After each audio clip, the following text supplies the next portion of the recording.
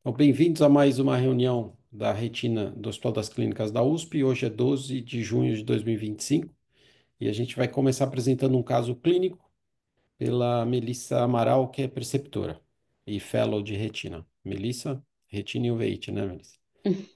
Então, boa noite a todos. Vou começar o caso clínico de hoje. Eu queria agradecer aos doutores Arthur Carvalho e Fernando Dourado pelo seguimento do caso, e os doutores Leandro Cabral, Sérgio Pimentel e Cleide Machado pela discussão desse caso. Então, a gente começa com um paciente homem de 30 anos que se queixava há cerca de 15 dias de dor, floater e fotopsia à esquerda e acabou evoluindo com baixa acuidade visual desse olho. Ele negava história de trauma, de antecedente oftalmológico ou patológico pessoal. Aqui é o exame dele no pronto-socorro, acuidade visual do olho direito de 20/20, do olho esquerdo conta dedos a 1 metro, não tinha alteração da biomicroscopia dos dois olhos. Esse é o fundo de olho do olho direito, de grande angular, e aqui o OCT, a acuidade né, de 20/20, e aqui a angioflor desse paciente, duas imagens de periferia e do polo posterior. E aqui a grande angular do olho esquerdo, a acuidade visual, né, que era conta dedos a 1 metro. E aqui o OCT, que tem um vídeo e dois cortes, um no superior da mácula e outro da parte mais inferior.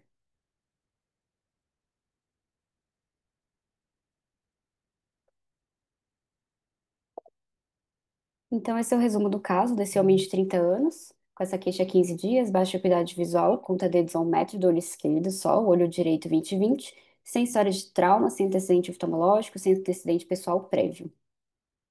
Aí a gente queria saber de hipóteses diagnósticas e condutas. Ótimo, Melissa. Então esses dados do paciente, aqui a gente tem que abrir um diferencial. Mauro, você quer começar falando de diferencial? Então, um paciente jovem, sem antecedente, com a perda visual severa em um dos olhos, outro olho aparentemente normal. Outro olho tem uma placa coroide com um depzinho pequeno relacionado à placa coroide, mas no outro olho ele tem outras alterações, né? Sem correlação com a placa coroide dele. O que você diferenciaria aí, Mauro? O que você iria atrás? Olha, no direito ele tem o que você disse, parece algum tipo de espectro paquicoroide, uma central serosa, uma coisa assim. E realmente é difícil imaginar como a central serosa teria produzido o que ele tem no olho esquerdo. O olho esquerdo tem uma retinopatia proliferativa, com traves de proliferação vascular vitreoretiniana, com aparentemente áreas de tração, de descolamento de retina, que geralmente é associado a algum tipo de isquemia. Então, por que Hum? que ele teve a isquemia no olho esquerdo?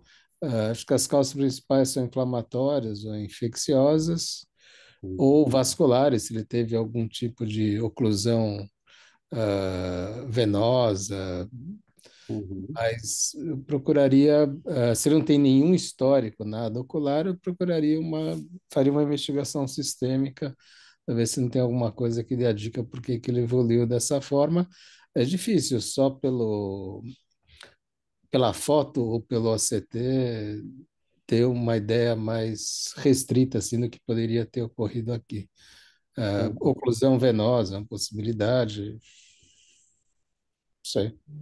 Tá, perfeito. Não, então, o Mauro abriu um diferencial.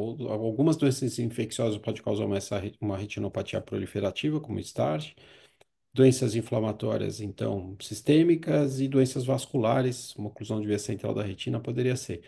Perfeito, Mauro. O André Kreutz, alguma ideia complementar?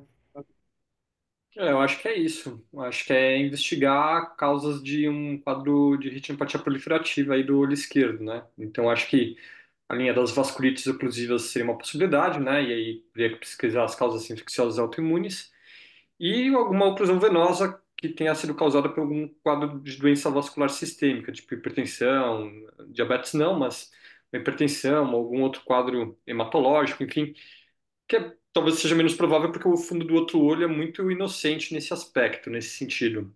Mas Isso. com certeza precisa uma avaliação clínica extensa. É isso aí. Perfeito. Jorge, alguma outra ideia? Não, realmente tem que pensar em doenças como oclusão de via central, mais raro, mas quem sabe, até uma doença de Ills, que é assimétrico à isquemia e tem alguma relação com o TB, certo? Doença sistêmica, lúpus, anticorpo antifosfolípido primário, para causar uma doença isquêmica e secundário, você tem uma neovascularização com tração e descolamento de retina e hemorragia vítrea. Perfeito. Cleide, quando você viu esse paciente, era isso, né? O diagnóstico diferencial, você pensou em alguma outra coisa?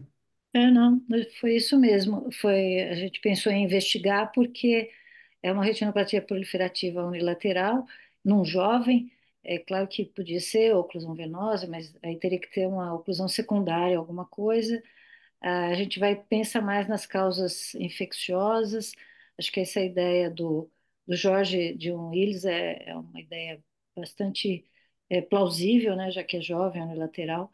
Mas assim, ele precisa de uma investigação sistêmica ampla. Perfeito, perfeito. Lívia, alguma ideia complementar? É, eu concordo também, né, que necessita de toda uma investigação sistêmica. Apesar do quadro ser muito assimétrico, no olho direito parece ter alguma isquemia na periferia, e aí eu também levantaria como diagnóstico diferencial retinopatia falciforme. Então, eu também acrescentaria a eletroforese de hemoglobina na investigação. Perfeito, perfeito. Então, ótimo. Então, o que vocês falaram de infecções, algumas infecções podem dar quadros vasculares obstrutivos, doenças inflamatórias sistêmicas, como lúpus, por exemplo, ou anticorpos anticardiolipina, anticoagulante lúpico, causando quadros, é mais incomum ser o quadro unilateral, a anemia falciforme, que a Lívia comentou, ou Willis, que é um quadro idiopático, você descarta todos os outros, não encontra nenhuma causa, mas em geral o PPD desses pacientes é positivo, aí você fala, você chama isso de Willis, né? Tem Willis unilaterais também. Então vamos ver como é que foi feita a avaliação clínica dele, Melissa. Uhum. Então, a nossa impressão, né, foi essa que vocês colocaram, né, dessa paquicoroide do olho direito e do olho esquerdo, né, no fundo de olho era mais evidente que tinha um pouco de hemorragia subhialóide também, associada a essa proliferação fibrovascular e um DRT macular. A gente questionou principalmente, né, falciforme, lúpus, alguma vasculite oclusiva associada à causa infecciosa e também questionamos íris. Aqui foi indicada a vitrectomia desse olho, mais uma investigação sistêmica ampla. Aqui é um ultrassom que a gente fez no pré-operatório, que mostrava a hemorragia subhialoide. E esse é o aspecto pós-vitrectomia desse olho. Quando ele fez a vitrectomia, a gente aproveitou e fez uma anjo desse paciente do olho esquerdo, que antes era muito difícil pelo DR.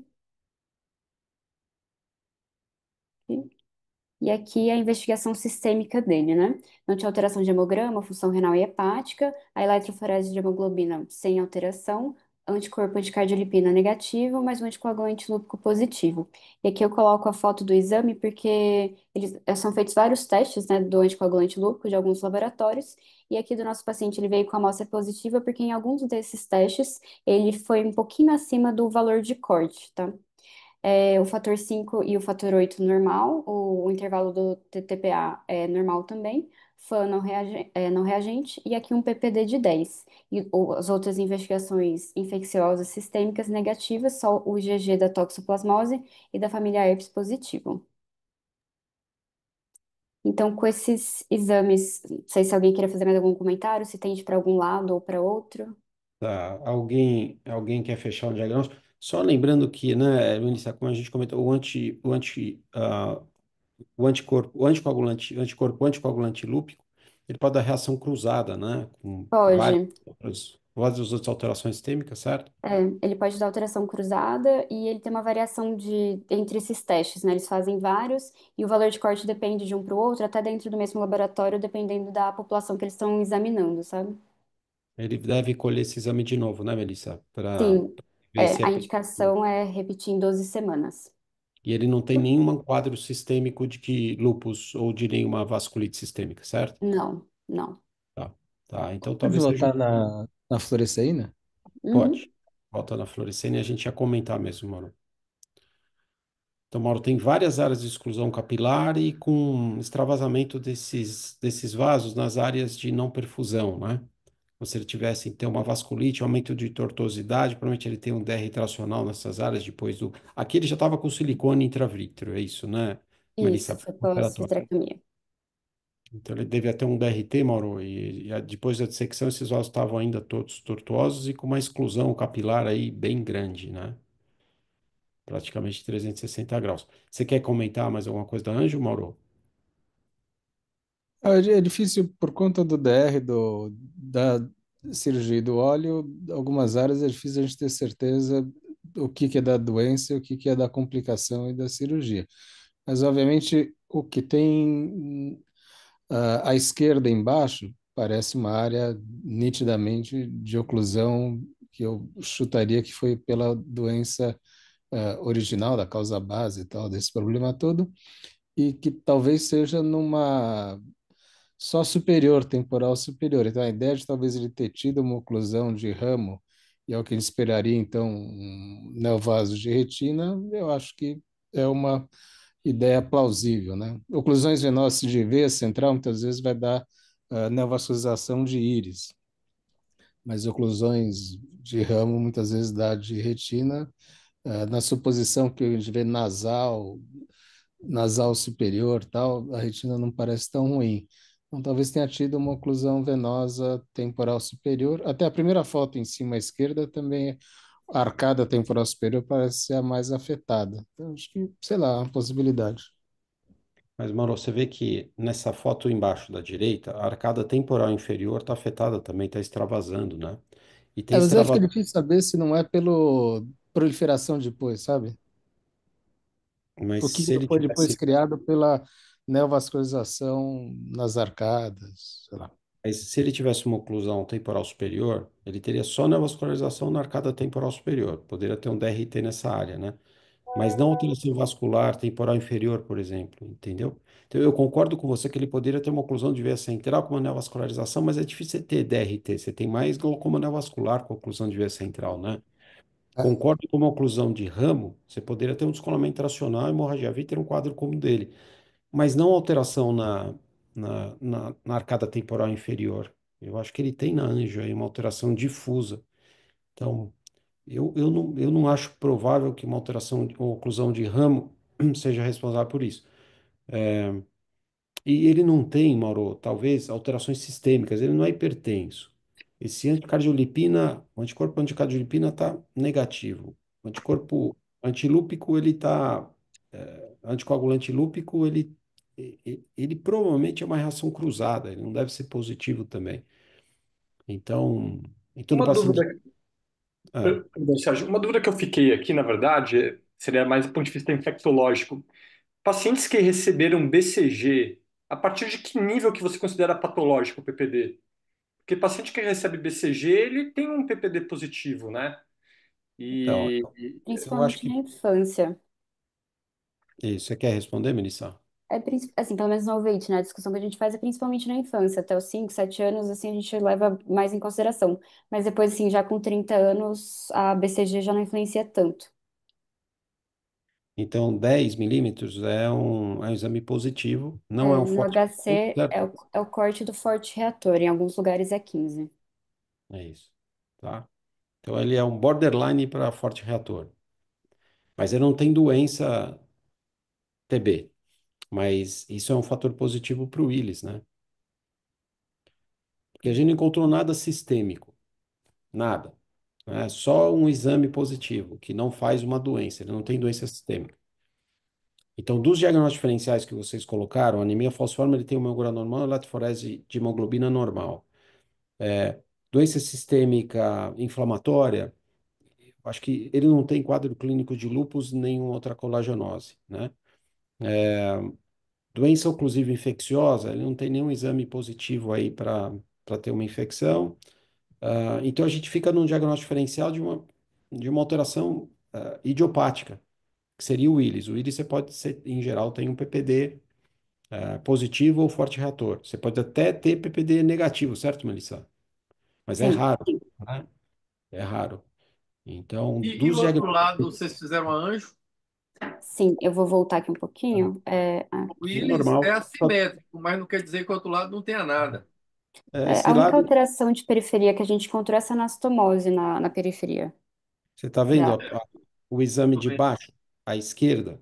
Por isso que a Lívia falou, ó, pode ter uma alteração vascular. Ele tem uma alteração nessa periferia, mas não tem na vascularização, não tem área de exclusão capilar. E a eletroforese de hemoglobina dele é normal. É, não tem problema de Então, eletroforese nenhum. Tá mais propenso para ser íris mesmo. eu acho que dos diagnósticos, dessa avaliação que ele tem uma avaliação sistêmica ampla. Tem nada positivo aí. É como se fosse o íris. Em geral, os íris que a gente vê são bilaterais, mas existe bastante íris unilateral. É isso, o É, pessoal da Índia, que eu acho que o lugar que mais tem íris que eu já vi isso, publicar, eles publicam íris unilateral e sempre tem relação com o PPD. Nunca o paciente não tem nada. isso. Mauro, Cleide, André, Lívia, algum comentário aí final antes de a Melissa fazer uma revisão? Não, quando eu vi o caso que a Melissa me mostrou, também foi dessa maneira que eu pensei.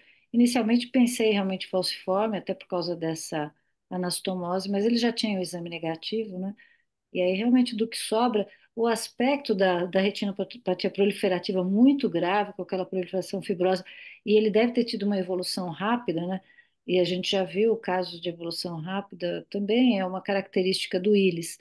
Eles sangram e, de repente, proliferam rapidamente, né?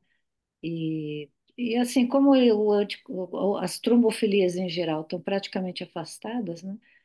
E acho que realmente sobra, e o PPD é positivo, sobra esse mesmo.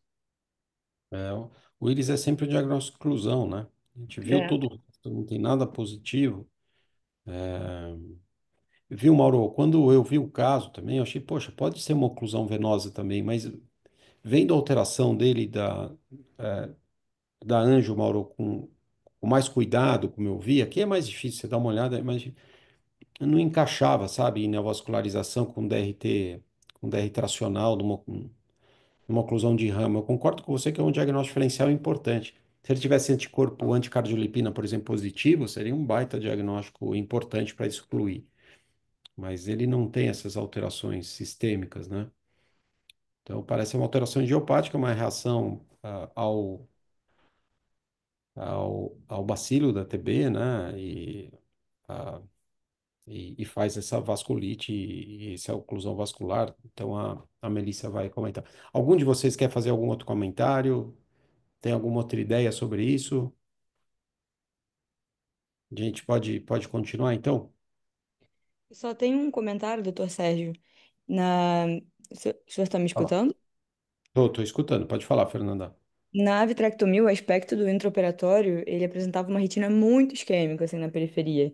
E esse descolamento de retina tracional acometia todo o polo posterior, era bem extenso, estava bem aderido. Eu tive que fazer bimanual mesmo para dissecar, e a gente panfletou. Mas ele acabou redescolando, então, assim, um quadro muito grave, contraiu de novo a retina. Ele foi reabordado, ele tá de novo, assim, com aspecto bem ruim, bem infriável. Abriram várias roturas porque a retina era muito isquêmica. Então, um quadro bem grave, assim, ele tá bem grave do ponto de vista do pós-operatório. São a mais do comentário da cirurgia. E então ele tinha uma alteração difusa mesmo na retina, porque é difícil a gente ver na Anjo, eu concordo com o Mauro, é difícil a gente ter certeza, mas ele tinha uma exclusão, tinha uma retina atrófica 360 graus, é isso? Exatamente, Ah, exatamente isso, Sérgio. E ele é, se queixava, quando ele chegou no pronto-socorro, ele falou que a visão tinha baixado há 15 dias.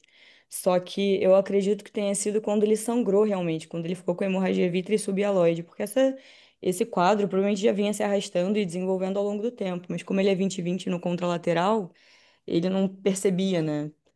E aí quando exatamente. sangrou que realmente abaixou a visão e aí ele procurou atendimento. Isso, perfeito. Perfeito. Mauro, você concorda? Com essa observação do intraoperatório, talvez dá a ideia de que é uma coisa mais difusa e não localizada no mercado, certo? Não, concordo, concordo. Eu confesso que eu nunca gosto muito do diagnóstico de íris, porque no fundo não é exato, como você falou, não é exatamente um diagnóstico. Tipo, falhamos em encontrar um diagnóstico, a gente vai chamar de íris, mas concordo que não tem outra ideia mesmo. É, é um diagnóstico de exclusão, né, Mauro? Não encontrou nada com essas características, a gente chama de íris. Melissa, quer fazer uma revisão? Sim. Só para encerrar aqui, então, do que a gente conversou, né, que a Fernanda falou que ele teve um quadro bem grave, que inclusive teve um descolamento, a gente preocupa bastante com o outro lado, então a reumato, ela vai ver esse paciente de novo para fazer os testes novamente, principalmente esse anticoagulante lúpico, para a gente poder ter certeza que está afastando tudo o máximo possível. Então, sobre a revisão de literatura, a gente conversou bastante da parte, né, de vasculite de retina, que é um diagnóstico bem amplo, né? A gente divide em algumas categorias, mas eles são bem amplos. Então, a gente aqui resolveu falar da doença de Illes e de lúpus, porque é o que tem mais relação com o nosso paciente, pelo que a gente viu. Então, na doença de Illes, né, ela é uma doença vascular oclusiva idiopática, principalmente na periferia, e bilateral em 50 a 90% dos casos. Apesar de ser mais descrita na periferia, ela pode cometer o polo posterior, né, chamado de Illes central, e é mais comum em homens entre 20 e 30 anos.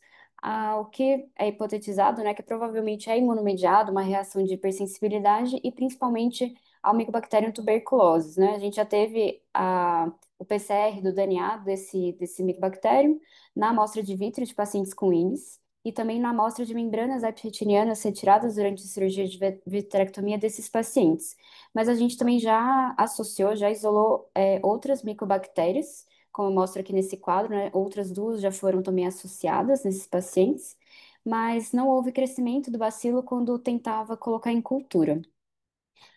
Além disso, a positividade do PPD ela varia de acordo com o relato que você vê, de 42% até 98%. Isso também a gente tem que levar em conta a população que foi feita. Por exemplo, a Índia tem bastante relato, mas a população adulta, saudável, no geral, entre 67% a 90% pode ter o PPD positivo. Então, por isso varia bastante. Mas também é relatado em indivíduos com PPD de zero.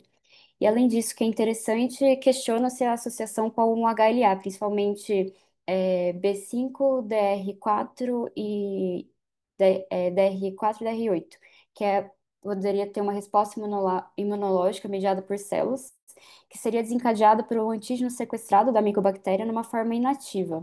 Então, essa é uma outra teoria para a doença associada ao PPD.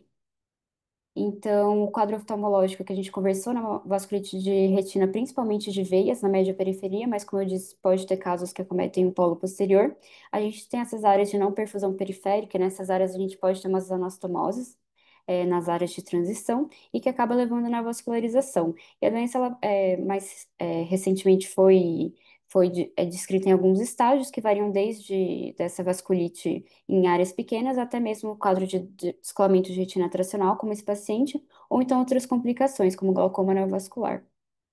Em relação ao tratamento, a gente tem a opção de fazer um corticoide via oral ou local, quando está com quadro de vasculite aguda no fundo de olho. Aqui essa foto, por exemplo, um paciente que fez triansia intravítrea. Também os anti-VEGFs, quando é um quadro que já tem neovascularização, hemorragia vítrea leve, ou a fotocoagulação nos casos de neovanos. E a vitrectomia nos casos do paciente com HIV que não melhora, ou DRT, DR misto. E aqui eu deixo com esse asterisco o tratamento específico da TB, porque isso não é um consenso. Alguns falam no tratamento por essa associação com o PPD e com a micobactéria, e outros falam que não, por ser provavelmente uma reação associada a uma forma inativa, mais de hipersensibilidade. E por fim, falando do lúpus, que foi algo considerado para esse paciente no início, mas a gente afastou, principalmente pelo flor negativo, quando a gente conversou com a reumatologia. Mas a retinopatia lúpica, ela está presente em até 29% dos pacientes com a doença ativa. E geralmente é bilateral, mas pode ser assimétrica. E a hipótese é principalmente a deposição de imunocomplexos na parede vascular, que vai causar oclusões, microinfartos e vasculite. A forma mais comum é a microangiopatia, que é caracterizada principalmente pelos exudatos algodonosos e microhemorragias, mas a gente tem outras formas, como retinopatia Pottier-like, oclusões arteriais e venosas, e a vasculite de retina, que é um evento mais raro, mas tem uma associação mais forte com o anticorpo anticardiolipina e anticoagulante lúpico. E aqui é uma outra forma grave da doença, que seria a retinopatia oclusiva grave, que são oclusões bem extensas dos ramos das arteríolas, que levam a uma isquemia grave da retina e uma neovascularização importante, mas a maioria dos casos é bilateral. Esse quadro grave também tem uma associação maior com esses anticorpos e é relatado nos pacientes com lúpus e com síndrome de fosfolipídica, né, que tem relação com o anticorpo. E por isso, em pacientes jovens, que a gente vê um quadro tão grave assim, a gente tem que fazer o rastreamento, porque pode ser a manifestação inicial única naquele momento de uma síndrome antifosfolipídica primária, igual a gente conversou no começo do quadro. Mas aqui só para ressaltar que quando o paciente ele apresenta esses tipos de retinopatia no lúpus, tem uma associação muito forte também com doença do sistema nervoso central, de uma vasculite central, que pode levar a alguns outros quadros. Então, geralmente é difícil o paciente apresentar isso no lúpus e também não ter alguma outra alteração sistêmica. Então, como eu disse, né, os pacientes com a retinopatia lúpica, eles têm maior score de atividade da doença, uma doença mais ativa, e associação com da retinopatia lúpica e a doença do sistema nervoso central, que a gente tem sempre que lembrar. Era isso, muito obrigada a todos que discutiram.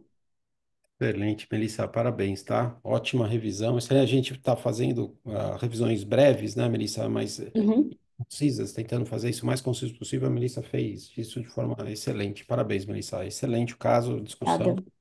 Ótimo. Muito bom.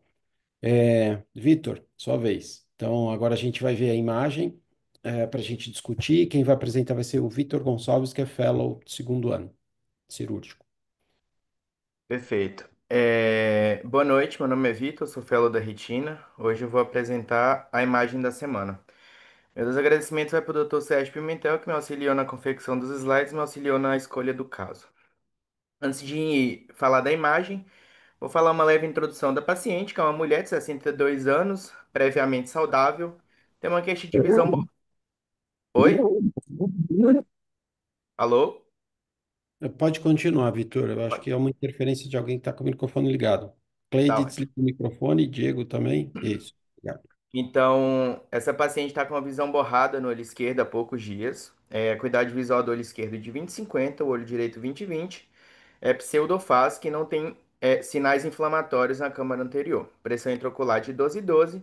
E essa daqui é a imagem da semana e aqui eu queria abrir para discussão. Muito bom. Então, quem quiser discutir, olha, tem essas alterações aí de OCT e com essas alterações no infrared, principalmente no infrared do olho ah, embaixo na imagem, aí no olho esquerdo, né? Então, eu Ela queria que tinha você... 60 anos, a paciente? 72. 62 anos, mulher. É bem parecido com o que a gente vê em Arada. Pela idade, a gente tem que pensar também em condições oncológicas e uso de medicações oncológicas. Então, que tumoração, que neoplasia que você acha que pode causar isso, Mauro? Porque pode ter, e tem um diferencial que está relacionado com neoplasias mesmo. Essa imagem de baixo lembra uma alteração pigmentar Tem do O no... Leopard Bidamp spots, né? pode dar isso. Isso. Então, um Leopard spots, diferencial... barra neoplásica. Oi? Lembra daquelas manchas leopardo de síndrome E, paraneoplásica? então, quadro bilateral, é porque você tem uma simetria. O olho esquerdo tem mais alterações, o direito tem um pouquinho menos, mas aqui é compatível inicialmente com o quadro de Bidamp, certo? Sim. Então, Bidamp é um diagnóstico diferencial, né? Essas alterações pigmentadas aqui no Near Infrared, com essas alterações aqui no OCT, né? Algum outro diagnóstico diferencial? Não. Esse aspecto em Leopardo sugere que ela teve vários episódios, né, de exudação e melhora. Acho que Uhum. dump é a primeira hipótese, mas assim, só para abrir chave, se fosse um olho só, a gente teria que pensar em metástase, principalmente de tumor de mama, que tem esse lump bump, líquido subretiniano, mas bilateral simétrico, não. É rarada, Aham. como o Mauro falou também, Linfoma de mas Ah, coroide também, né? linfoma primário, da coroide, né? Primário da É, coroide também. é coroide, é. Mas esses quatro são mais unilaterais, né? tá. Então, Bidamp é uma hipótese. Outra hipótese seria um arada que é fora da faixa etária, mas que a gente poderia pensar, mas o arada não dá tantas essas alterações no urina Não. infrared. Se fosse numa Também anja, tudo bem, efusão mas vial também, mas não dá tanta alteração no EPR, né? O EPR é mais limpo. tá. Mas é uma outra hipótese de diagnóstico, sim, de difusão alveolar idiopática, certo? Sim. Tá. Tá faltando talvez uma outra hipótese uma central serosa crônica pode dar essas alterações, não é o que a gente costuma ver, né? Com tanta alteração na linha do EPR, né? Com a coroide Com dessa essas forma. ondulações aí, eu acho que é difícil, né? E a Isso, coroide dele deve ser muito, muito grande. isso. Outra coisa que dá mancha de leopardo é sarcoidose. Tá, tá. Ela não tinha quadro sistêmico nenhum, né? Mas tudo bem, a gente pode pensar numa sarcoidose. Lívia, algum outro diagnóstico diferencial, hein? Às vezes, ela não tem quadro sistêmico, né? Mas se ela tivesse algum tratamento oncológico com inibidor de checkpoint, também dá um quadro que simula ARADA, né? Aí poderia ser um diagnóstico diferencial. Ótimo. Tá, poderia ser, ela não tem. Jorge, alguma outra ideia? André? E agora não, acho que vocês cobriram quase tudo aí de Uhum. oncológico, de doenças inflamatórias. Tá. Outra Não, Então coisa agora, que ela oh, poderia ter é uma central serosa atípica que alguém usou muito PDT para tratar o olho esquerdo. E aí você poderia ter essa alteração isquêmica da coroide. isquêmica. É. Tá. Não, ela não tem história de tratamento com PDT, mas é boa hipótese. Então a gente vai fazer uma avaliação multimodal agora para ver se a gente entra num consenso desses diferenciais, tá? Então, Vitor? Perfeito. Então aqui a gente vai mostrar os demais exames. Aqui é a autofluorescência, que mostra aquelas manchas pontos leopardo, né, que foi citado na discussão. Angiografia com fluoresceína não mostra pontos de vazamento. Angiografia com endocianina a gente vê leve tortuosidade vascular. Foi feito também o rastreio infeccioso, o screening oncológico do paciente, deu tudo negativo, exame de sangue dentro da normalidade, ressonância de crânio e órbita dentro da normalidade também, fez tomografia praticamente do corpo todo, sem sinais de linfadenopatia. Foi feita uma vitrectomia diagnóstica, também mostrou sem anormalidades celulares. E de acordo com todos os exames, rastreio infeccioso negativo, oncológico negativo e com avaliação multimodal, queria novamente saber qual hipótese se torna mais plausível para essa mulher de 62 anos. Tem Outro o dado, diâmetro anteroposterior do olho dela? Oi? É, Desculpa. o olho é Diâmetro pequeno? anteroposterior? Não, o diâmetro é normal. Não tem falando, mas é aparentemente normal. Não é nanoftalmo nem relação com isso, não. Então, sobre uma central serosa, ela tomava corticoide em alta dose, Não, não, não. ou mas cremes, às vezes. Cleide, você pode ter síndrome de efusão feal mesmo em olhos não Não, é oftalmo, assim, não, não, não, sim. É. porque a Ela central tem um serosa, risco bem pequenininho, né? A esquerda em especial. só falando da central serosa crônica, para a gente excluir como diagnóstico diferencial, na anjo e na autofluorescência, você não tem nenhum padrão em calha aqui. Porque imagina, uma pessoa com 62 anos, mulher em geral começa, a crônica começa um pouquinho mais tarde, mas você tem que ter outros defeitos além dessas manchas em pele de leopardo aqui. Nessa Deveria ter autoflor do calha. olho direito aí, parece que tem uma calha ali, não sei se é um reflexo, Eu acho mas que inferior à papila. não Depois é. eu Você vê a falei, anjo, a anjo ah, não tem na auto, anjo, nessa anjo. É. entendeu? Então, Ah, eu é não. anjo isso, não é autoflor? Não, é Aí autoflor. embaixo você tem anjo. O A e o Ah, B de baixo, à direita, é sim. uma. Não, a de A cima, de parece cima é ter uma calha. autofluorescência, mas isso isso eu acho que é reflexo da imagem. A única Ah, alteração aqui de hiperalto são essas alterações peripapilares e no polo posterior. Para uma central serosa ter esse espessamento de coroide com essa tortuosidade, que vocês concordam que isso não é normal em central serosa. Essa uhum. indentação, essa ondulação do EPR. Você não tem isso. Você tem a coroide espessa, mas não espessa o suficiente para ela não caber dentro do EPR e elevar o EPR, certo? Ela foi, fez uma viagem para o espaço? Não, Não. é uma boa essa eu hipótese. gostei, Clay, Não porque tem daria isso mesmo. Aumento de aquela espessura de coróide e descolamento seroso. congestão de coroide, é por. com É, 62 anos, só tivesse mandado, o marido dela tivesse mandado ela para a Lua, porque não virar é, astronauta com essa idade. é, estou tentando lembrar aqui, o Belen Freud, ele escreveu algum tempo atrás que alguns pacientes com cirrose crônica, eles têm uma constricção na saída da vorticose, e que isso fazia aumento de espessura da coroide e um processo de serose central. Não sei se tem a ver com isso, nem sei como é que a gente identificaria uma situação dessa, mas numa situação que você tem um descolamento seroso crônico bilateral e todos os outros achados tudo negativo, e também não fecha como serosa crônica, bem difícil de fechar essa história aí. esse Então, mas paciente tinha. Perdão, perdão. pode falar, André, pode falar. Esse paciente tinha alguma congestão vascular no segmento anterior, não?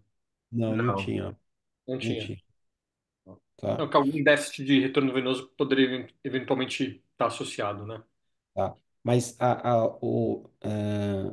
Jorge, a síndrome de efusão veal, talvez a fisiopatologia dela seja uma prima da central serosa quando você pensa em obstrução a obstrução escleral das vorticosas, sabe? Uma Porque coroide você vai fazer liberação do fluxo através da esclerectomia, abertura da esclera. é, aquelas esclerotomias, aquelas janelas, entendeu? Então, nesses Você pacientes, diminui tem a pressão. então, você não precisa ter central serosa para ter uma coroide tão congesta assim, e com esse quadro que não bate com central serosa crônica, mas pode bater com síndrome de efusão veal. E síndrome de efusão veal pode dar Leopard spot. Ah, então, Cronicidade e deterioração do alimentar. A efusão recorrente, alveolar, Muito a tempo você efusão, vai começar a destruir o epitélio alimentar, o líquido. porque a efusão alveolar dos provavelmente, hipermétropes sempre dá fundo de leopardo, né? isso, e Isso, provavelmente, Cleide, essa não é a primeira é, crise dessa paciente, por isso que ela tem não, essa não, alteração difusa no deve olho ter esquerdo. vários. É. É Agora, é incrível ela recorrente. ter 20/20 do lado direito com esse descolamento seroso na folga. Ah, nossa, é mesmo. 20 e Eu não tinha 20. Concordo. reparado. Eu Ela, daria aí 20/40 fácil. ela deve ter É, uma coroide, uma esclera espessa, não é? exatamente, Que exatamente. comprime as vorticosas, dificuldade de saída. Então, eu E acho que. Ah, eu e me assim, lembro que quando descreveram a paquicoroide peripapilar, os primeiros casos eles chamaram de efusão alvear, porque é muito parecido mesmo, né? Aí depois viram que não, que no caso da paquicoroide peripapilar era o espessamento da coroide era mais localizado. Mas eles mostravam vários casos de efusão alvear junto com os de paquicoroide peripapilar e realmente, e não precisa ser tão hipermétrope, né? Basta ter esclera espessa. isso. A chave é esclera espessa, que em geral, pacientes autohipermétropes têm mais isso. Então, por isso você tem mais, se manifesta mais. A anatomia predispõe a ter uma obstrução de vorticose. Mas a síndrome da pericoroide peripapilar, você tem um espessamento na peripapilar, o restante da É coroide. localizado, É é. isso, É. né, Cleide? Então, aqui é difuso, você tem um espaçamento difuso. Então, eu acho que dos diagnósticos diferenciais que vocês levantaram, e todos são importantes, vocês falaram de central serosa crônicas, falaram de linfoma, eu falaria de linfoma vitreoretiniano primário se tivesse outras alterações, mas não parece, mas entra com o Leopard Spot aqui. O Bidamp, que é muito importante, mas eu acho que o que fecha aqui, com essas outras características, é síndrome de difusão viável idiopática. E outra coisa do Bidamp é que, em geral, você tem celularidade, né, no vítreo, né, e que esse paciente não tem. Você vê aqui no ACT, nessa imagem A, aqui no ACT no olho direito, que a gente vê melhor, não tem nada. E mesmo no B, o que você vê é um vítreo, aparentemente uma separação, descolamento do vítreo no polo posterior só. Então, acho que todos os diagnósticos que vocês falaram, acho que a síndrome de efusão veal idiopática é o que se encaixa. É, é que ela não tem toda a história. Talvez se contasse a história, olha, ela já teve isso outras vezes, ela, né, fica mais fácil de a gente. Poderia até ter um olho um pouco menor, poderia ser uma hipermétrope, ficaria mais fácil, mas ela foge um pouquinho desses dados. Eu acho que o Vitor vai. Você vai resumir o caso, Vitor? Perfeito, professor. Eu vou resumir, vou falar os principais diagnósticos diferenciais Então vai. rapidinho aqui do caso. Tá bom. Então, essa paciente, os três principais diagnósticos diferenciais é o BIDAMP, o linfoma vitreotiniano primário e essa síndrome de efusão uveal idiopática, que foi o diagnóstico da paciente, né? Essa paciente em questão foi tratado com 3 dias de corticoide intravenoso, aí reduziu progressivamente com corticoide oral, em 4 meses ela apresentava 20 em ambos olhos, com melhora do ACT. Aí em 6 meses recidivou e iniciou o micofenolato de mofetila, e está em acompanhamento em 18 meses usando essa droga, está assintomática com 20/20 de visão. Ô, Vitor, só comentando aqui o tratamento dela, eu não concordo com esse tratamento, eu acho que o tratamento tinha que ser cirúrgico. A gente falou aqui, né? Tem que fazer Sim, perfeito. esclerotomia nela nos quatro quadrantes e aí você melhora a saída, toda essa drenagem da coroide fica facilitada, né? Então, É, imagina, você está dando imunossupressor para uma paciente que tem muitos efeitos colaterais. E sim, você pode fazer uma cirurgia que tem resultado muito bom e é descrito há muito tempo, né? Desde o perfeito. Guerra. No artigo até ponderou isso, doutor Sérgio. Eles falaram que o tratamento padrão ouro é justamente a esclerectomia que foi falado aqui, mas eles abriram como opção de tratamento também o corticoide e esse tratamento com o imunossupressor, né? Claro que fizeram todos os testes infecciosos antes de começar esse tratamento e ela pode ser considerado como uma opção. É, eles chegaram a citar, mas sim, o tratamento padrão ouro justamente é esse da esclerectomia mesmo, tá? É Perfeito, porque ótimo. eles dão uma explicação do porquê anti-inflamatório, corticóide Eles ou não Então, chegaram a Mauro, citar. é, viu, Pode Mauro, falar. o que eu acho, Vitor, é que, Mauro, como o corticoide altera colágeno, altera esclera, provavelmente o corticoide deve influenciar nessa obstrução da vorticosa, modificando a estrutura anatômica da esclera. Eu acho que não tem outra possibilidade, sabe? E eu não sei como o imunossupressor agiria, porque é diferente a ação, né, do corticoide, uma ação específica no tecido ocular, na esclera, do que o imunossupressor. Então, putz, boa pergunta. porque Não no sei como. fundo abre a possibilidade dela ter algo tipo bidamp, linfoma de baixa Que responde com o atividade que corticoide. está respondendo ao corticóide e ao micofenolato, mesmo que a gente não tenha conseguido fazer o diagnóstico, porque é mais difícil de entender por que que responderia uma doença pressórica, né? Doença de estase, sei lá. E O geralmente qua- cortisona piora central serose. É estranho, sei lá. É isso Eu aí. acho que mantém o caso, o diagnóstico meio em aberto. É, Porque o Bidamp. ou Né? eles deram o corticoide e ela reabsorveu o fluido porque era a história natural dela, né? Recidivou, porque ela teve outros episódios antes, já que tem esse lavado do EPR, também pode ter sido. Então, pode ser que esse corticoide não tenha funcionado. Levou 4 meses para reabsorver. É. Que é interessante, porque o Bidamp tem todas as características da síndrome de difusão alveolar. Tem o Leopard Spot, pode ter. Tem aumento de espessura de coroide. Tem descolamento seroso. Só que tem celularidade no vítreo que essa paciente não tem, né? E tem associação, então, tem descolamento seroso. O Vitor vai mostrar isso. Mas tem associação com neoplasia que ela não tem, né? Então, mas eu concordo que não é o caso mais típico de pô, fazer imunossupressão e ele ter essa melhora, mas. Eles chegaram a comentar no estudo lá que existem vários tratamentos, mas realmente a opção cirúrgica é o mais recomendada e esse tratamento com corticoide e imunossupressão, em alguns casos, vão bem, sim. Eles não chegaram a comentar fisiopatologia, mas em muitas pessoas com esse diagnóstico melhora o quadro. Tudo bom, continua. Só essa observação, manda ver. Perfeito. Então, a síndrome de difusão uveal idiopática normalmente acontece em homens de meia idade. O curso é recorrente, como foi citado na reunião, caracterizado descolamento de seroso da retina e derrame uveal. O nosso paciente não tinha um derrame uveal, mas tinha um descolamento seroso. Essas manchas no lobardo podem estar presentes, como no nosso paciente, e não tem celularidade, tanto na câmara anterior ou no vítreo, né? Os pacientes também não apresentavam. A punção lombar que não foi feita pode apresentar aumentos no nível de proteína. E os pacientes normalmente melhoram com corticoide, mas recidivam posteriormente. O tratamento com esclerectomia é o tratamento padrão ouro, que foi citado também no estudo. O linfoma vitro-retiniano normalmente acomete mulheres de quinta a sexta década de vida. Células vítreas podem ser encontradas, né, mas sem células na câmara anterior. Então, nosso paciente não tinha essas células vítreas e a gente ficou mais gelado pelo linfoma.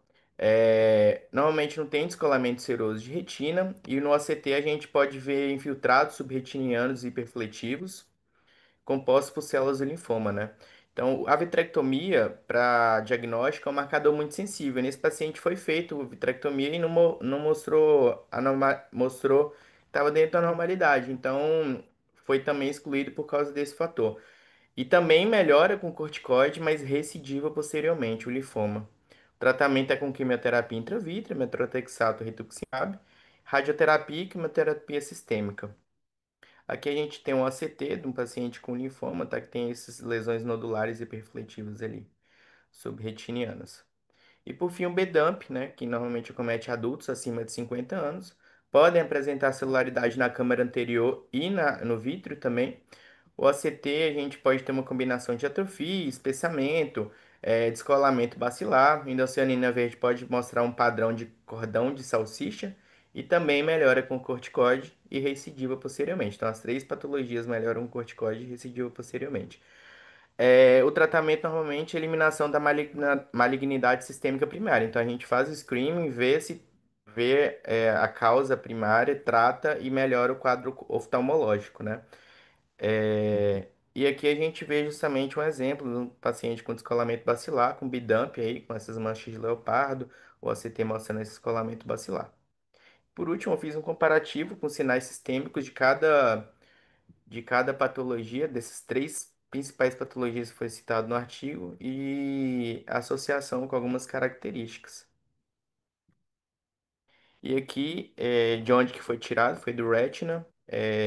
Queria deixar meus agradecimentos pelo artigo e pela apresentação de hoje. Parabéns, Vitor. Ótimo. Então, Obrigado, uma professor. visão interessante, né? Um diagnóstico diferencial importante para a gente fazer os pacientes que se apresentam com essa avaliação multimodal. E eu acho que a discussão foi excelente de todos, porque não é um caso totalmente típico, o tratamento sai um pouquinho do padrão. E muito legal, Vitor. Obrigado, tá? Obrigado. Ótimo. Agora a gente vai passar para o artigo. O artigo vai ser apresentado pelo Matheus Cardoso, que é R2. O artigo é um artigo de revisão do Survey sobre neovascularização de coroide, que atualmente a gente chama neovascularização macular. Então, tem três tipos, tipo 1, tipo 2 e tipo 3. E tem várias causas sistêmicas, várias causas clínicas para neovascularização. O artigo discute isso e discute tratamento também. Um artigo grande, eu pedi para o Matheus fazer um sumário bem curto sobre esse artigo, mas é um artigo interessante para os residentes e para os fellows lerem. Talvez pessoas que tenham mais experiência, eu acho que você tem que colher pérolas no artigo. Talvez tenham coisas que sejam repetição, mas para quem está começando é muito importante a leitura. Então, Matheus, se você quiser compartilhar o artigo,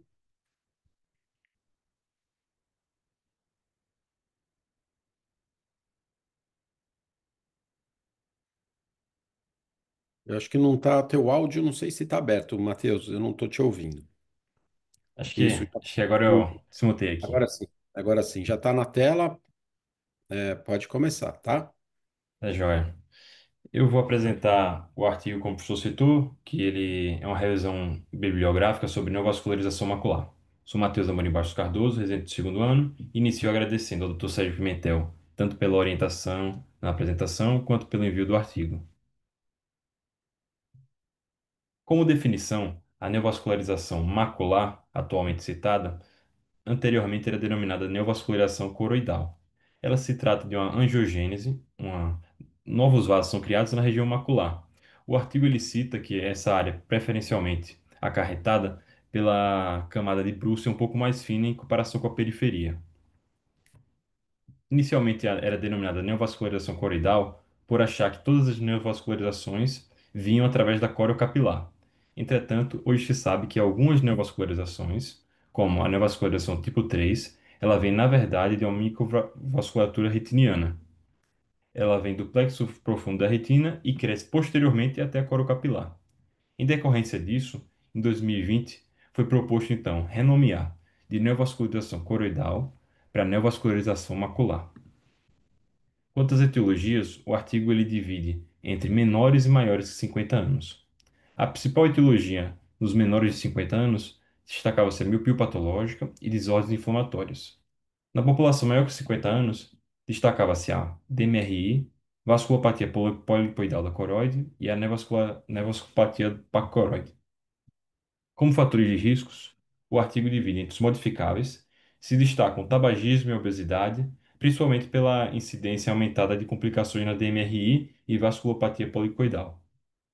Além do sedentarismo, que aumenta a chance de evoluir para uma DMRI avançada, e uma dieta rica em gordura saturada e trans, além de alto nível de índice glicêmico. Como os não modificáveis, a idade, a raça caucasiana, mulheres, fatores genéticos e comorbidades oculares. As drusas, depósitos de drusenoides subretinianos, principalmente envolvidos na DMRI, estrias angioides, distrofias retinianas hereditárias e lesões esteliformes adquiridas. A fisiopatologia dessa neovascularização é que o EPR, os fotorreceptores e as células de Miller, em situação de isquemia, elas tendem a aumentar a produção de VEGF, gerando então a proliferação de células endoteliais. Essas novas células endoteliais são defeituosas, causam extravasamento de soro, gerando então um fluido sub- ou intrarretiniano, causando descolamento, distorção e ruptura da arquitetura retiniana, além de também causar extravasamento de sangue, esse que pode ser tóxico para a retina, causando até mesmo fibrose macular.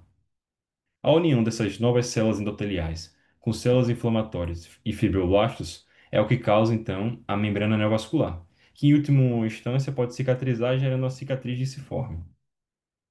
A classificação anatômica baseada no OCT divide em três tipos. A tipo 1, que tem origem na corocapilar, mas ela não ultrapassa o EPR, ou seja, ela fica abaixo do EPR, sub-EPR.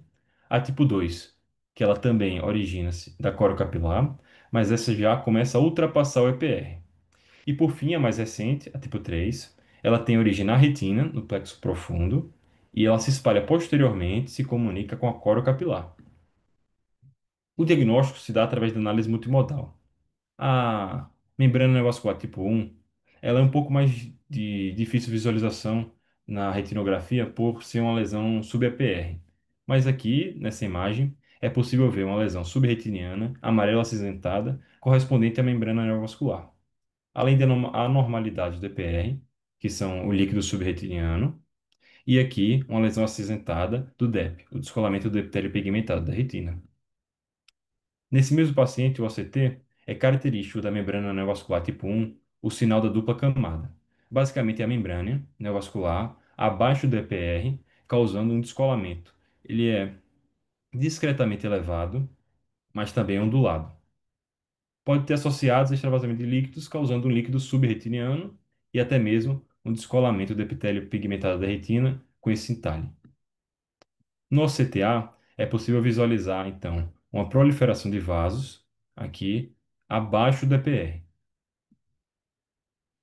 Na angiografia, por ser uma lesão abaixo do EPR, ela não é uma lesão clássica, ela fica um pouco oculta. É possível observar uma hiperfluorescência de formato pontilhado, que aumenta ao decorrer do exame, e aqui embaixo destaca-se o púlio do descolamento do epitélio pigmentado da retina. Na endocianografia, é possível observar uma hipofluorescência na região da membrana dessa rede vascular suspeita e uma região de hipofluorescência do DEP.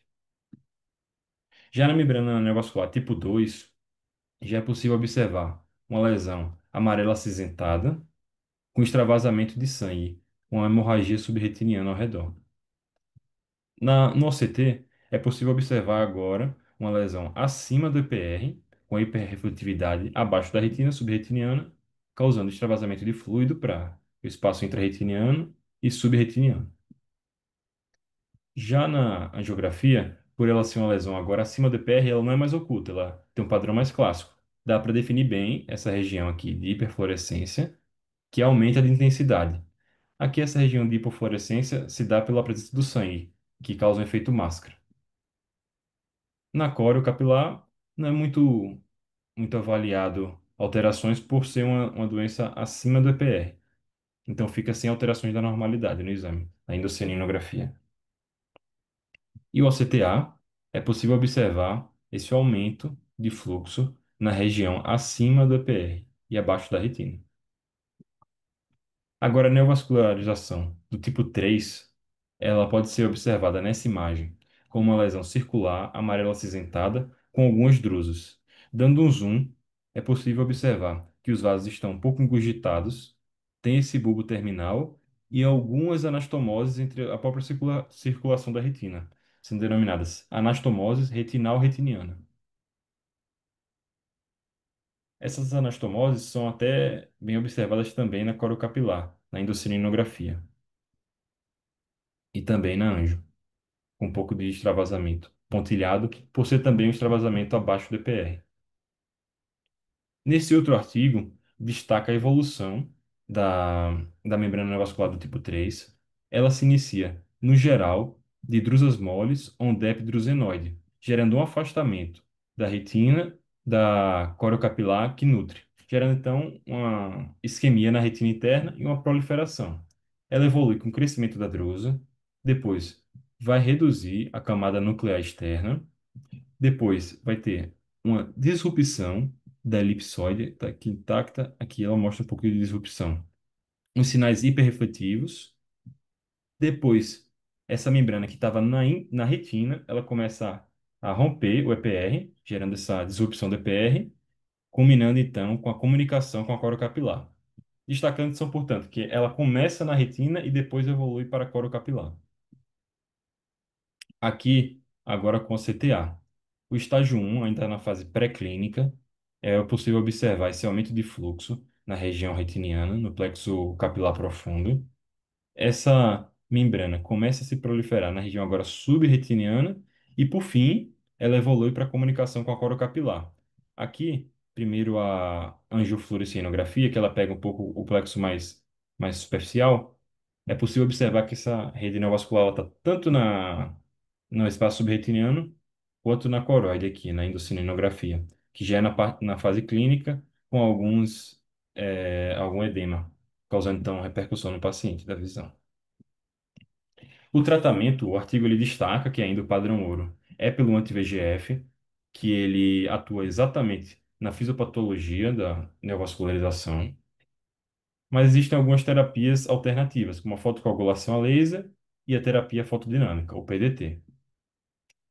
Quanto às novas perspectivas, como a terapia com anti-VEGF pode ser espaçada até no máximo 3 meses, está sendo estudado algumas terapias para alongar esse espaçamento, como, por exemplo, a terapia gênica, que estuda-se introduzir um material genético através de um vetor viral para a própria célula humana produzir essas proteínas terapêuticas como os anti-VEGFs, gerando então a resposta mais sustentada e uma necessidade menor de aplicação mensal ou a cada 3 meses. Aqui eu trouxe um vídeo exemplificando um estudo que precisa fazer uma cirurgia, uma vitrectomia, para infundir esse material genético através de um vetor viral no espaço subretiniano. É possível ver aqui o descolamento da retina aqui, no espaço subretiniano, gerando então um impeditivo, né, de ter que fazer uma cirurgia, mas o benefício vai ser realmente a comodidade do paciente. Quanto aos inibidores de tyrosina quinase, eles agem de forma diferente dos anti-VEGFs. Se por sua vez os anti-VEGFs atuam inibindo que o fator de crescimento ative o receptor, os inibidores de tirosina quinase não atuam nessa região externa no VEGF. Ele atua inativando esse receptor. Então, mesmo com VEGF alto, o receptor inativado não vai ter resposta intracelular de aumento da angiogênese, sendo uma forma alternativa também de tratar o paciente. Por fim, o artigo conclui que se espera-se que a mitigação dos fatores de riscos e o desenvolvimento de terapias de ação prolongada podem reduzir a morbidade e a carga do tratamento da membrana neovascular. Obrigado a todos pela atenção. Ótimo, Matheus. Obrigado você. Então, o Matheus fez um resumo de um artigo bastante. Eu pedi para ele praticamente falar, né, Matheus, só de avaliação multimodal de membrança tipo 1, 2 e 3. O artigo é muito extenso, muito amplo. Acho que para os residentes lerem é muito importante, tá? Para ele dar uma introdução sobre esse tema em retina, né? Então, obrigado, Matheus, pela revisão. Acho que é isso aí. Eu que agradeço, professor. Obrigado, obrigado. E agora a gente vai para o caso cirúrgico. O Iago é fellow de segundo ano, cirúrgico, e vai apresentar, então, o caso. Iago? Boa noite, gente, tudo bem? Vou apresentar o caso cirúrgico. Eu gostaria de agradecer ao professor Sérgio, que me ajudou na elaboração dos slides, o Dr. Fábio Marinho, a Carolina R1 e o Vitor Andrade, que me ajudaram na condução no acompanhamento da paciente pós-cirúrgico. Bom, o nosso caso é de uma paciente do sexo feminino de 29 anos, que tem uma diabetes tipo 1 descompensada, é, e ela já é, inclusive, tem doença renal crônica dialítica. De antecedentes oftalmológicos, ela tem uma FACO-Vitré que foi operada em 2023 por conta de um DRT. Inclusive, esse caso foi apresentado aqui na reunião da retina. Eu estou mostrando aqui para vocês o vídeo que foi operado pelo Fábio Marinho. A acuidade visual dela, pós-operatória, nesse olho aqui direito, ficou de conta dos 3 metros. O Fábio me relatou que ela, inclusive, teve momentos de melhora dessa acuidade visual, só que ela, em seguida, ela tem uma cicatrização muito exagerada, e aí ela formou uma opacidade densa que a gente não conseguiu, com o IAG, reverter. Do olho esquerdo, ela era movimentos de mãos, e ela tinha uma catarata N3 e uma midríase bastante ruim. E aí aqui é o vídeo da cirurgia. A gente optou por fazer a faco-vitré dela. Ela tinha uma catarata muito densa. No início da cirurgia a gente até tinha uma midríase adequada. Só que conforme eu fui manipulando a catarata por conta da densidade dela e ela já tinha no pré-operatório também uma catarata, uma midríase ruim, eu tive muita dificuldade de manter a midríase dela. Depois que a gente colocou a lente, a gente viu que ia ser inviável seguir a vitré assim, então acabei optando por passar gancho. E aí, dando início à vitrectomia, a gente procedeu aqui com a circuncisão da hialoide. Percebam que ela tinha essa placa bastante complexa aqui no polo posterior. A gente foi segmentando aqui as membranas para poder fazer a manipulação.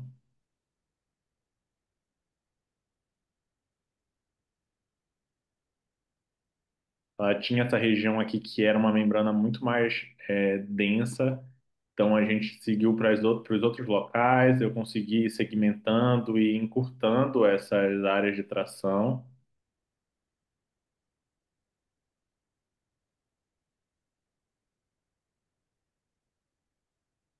até que eu percebi que com o vitreófago eu não ia mais conseguir prosseguir aqui nessa região mais aderida, né, peripapilar, e aí eu parti para a manipulação bimanual, que foi bem efetiva, assim, eu consegui ir soltando sem abrir roturas aqui nessa região nasal, que vocês estão vendo que tinha essa proliferação mais exagerada.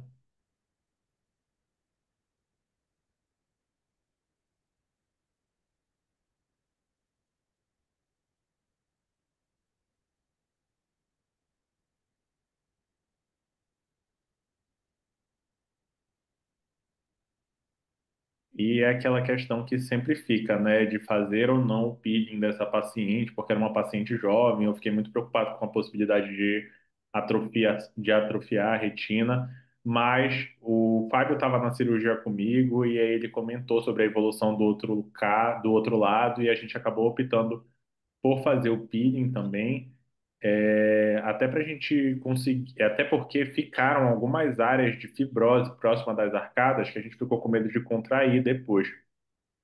E aí fizemos a panfoto e optamos por colocar o óleo.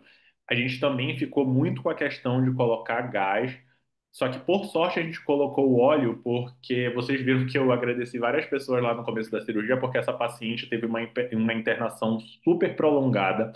Ela ficou um mês internada lá, fazendo diálise, e ela teve várias infecções. O diabetes dela é muito descompensado mesmo. E aí a Carol me ajudou acompanhando ela na enfermaria, e o Vitor também fez algumas visitas, quando eu não podia. E por sorte a gente colocou o óleo. Eu acho que ela não ia ter tido uma evolução tão favorável se a gente não tivesse colocado o óleo de silicone.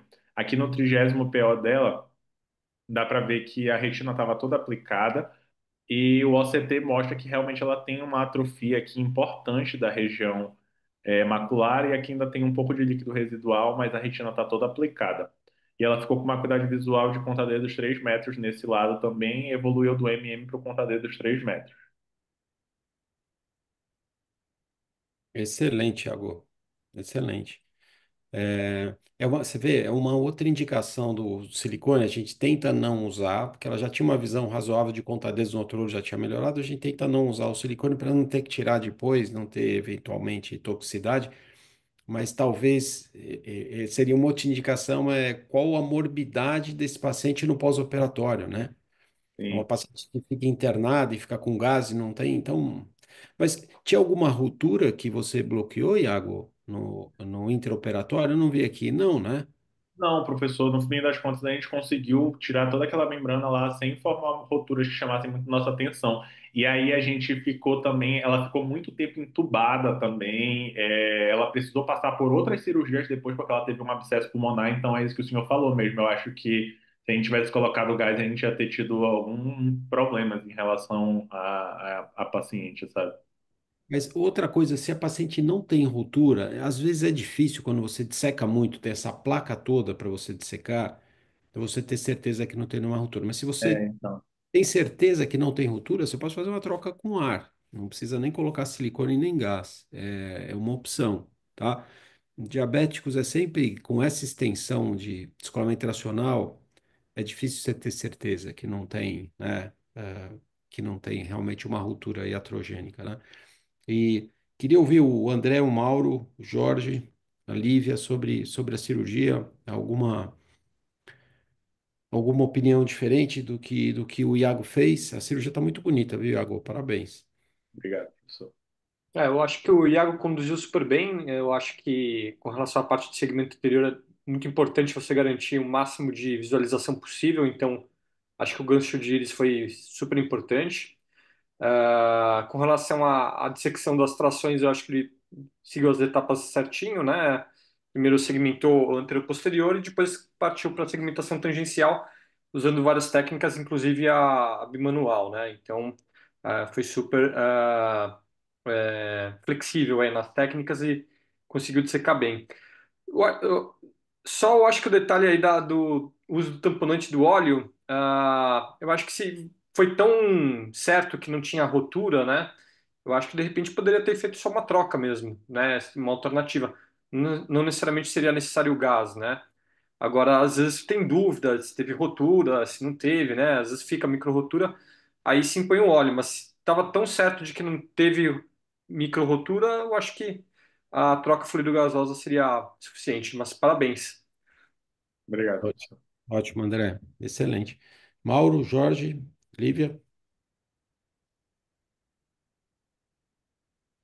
Quer falar, Mauro? Mauro tá aí, pode, não? Então, vou eu falar. acho. Pode falar, Jorge. Então, a cirurgia tá linda, a gente sabe a dificuldade de fazer um caso desse, certo? Não é uma coisa fácil e principalmente, brilhantemente, não, aparentemente não teve nenhuma ruptura iatrogênica, que é muito comum num caso tão isquêmico desse, com tanta tração.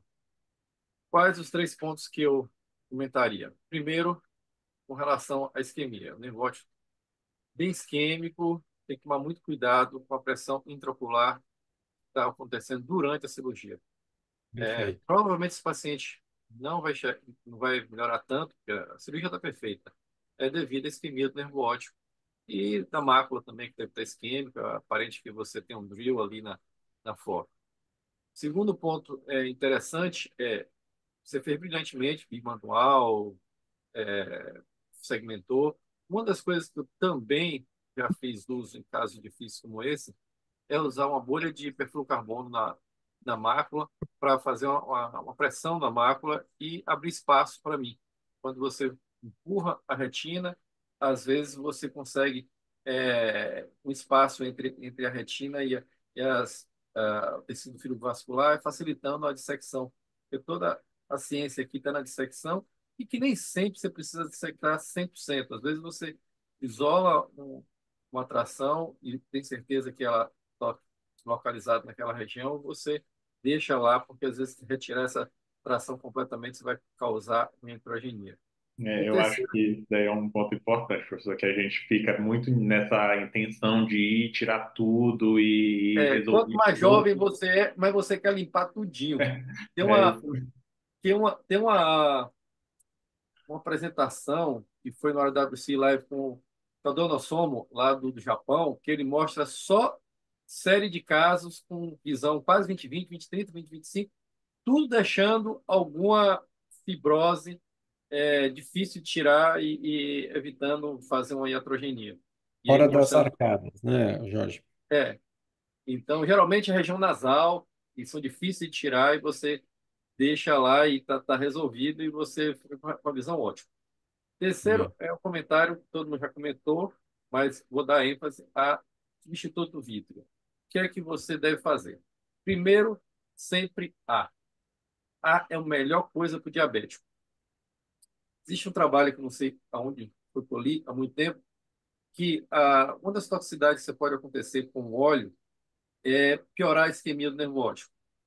Então, se você puder evitar óleo, se você não fez ruptura atrogênica, pode deixar, não vai acontecer nada. Às vezes você tem líquido subretiniano e você libera as trações, vai demorar um pouco, porque esse líquido está muito denso, está muito proteico. Mas em um período de 6 meses, esse líquido vai reabsorver e a retina vai assentar, vai ficar muito bom. Então, além de todas as toxicidades que a gente já sabe, óleo na câmara anterior, aumento de pressão, necessidade de você retirar esse óleo, tem indução de isquemia pelo óleo. Então, a única coisa que eu faria diferente, nesse caso, que eu achei o caso lindo, era ter deixado com ar e em 10 dias você ia ficar sem nada e o paciente talvez até com a visão melhor. Perfeito, perfeito. Lívia, algum comentário? Nenhum comentário adicional, só parabenizar o Iago mesmo aí por toda a técnica, um caso muito difícil e de muita responsabilidade, né? Paciente jovem. Parabéns, Iago. Obrigado, É isso Edu. aí. Excelente, excelente, Thiago. Então, o paciente que tinha MM nos dois olhos, agora tem conta-dedos a 3 metros, quase 20.400, deve ter uns 20.600 aí, quer dizer, dá para fazer muito mais coisa. Agora, como a gente vê caso grave, né? O paciente tem 29 anos, esses pacientes não têm acesso ao tratamento anterior, por talvez falta de consciência da doença grave que eles têm, não têm controle, chegam assim com a proliferativa, com conta-dedo, com movimentos de mão nos dois olhos, paciente com 29 anos, né, Iago? E dificulta muito o papel da gente para operar olhos como esse, né? Posso Então, fazer mais um último comentário aqui? lógico, Jorginho.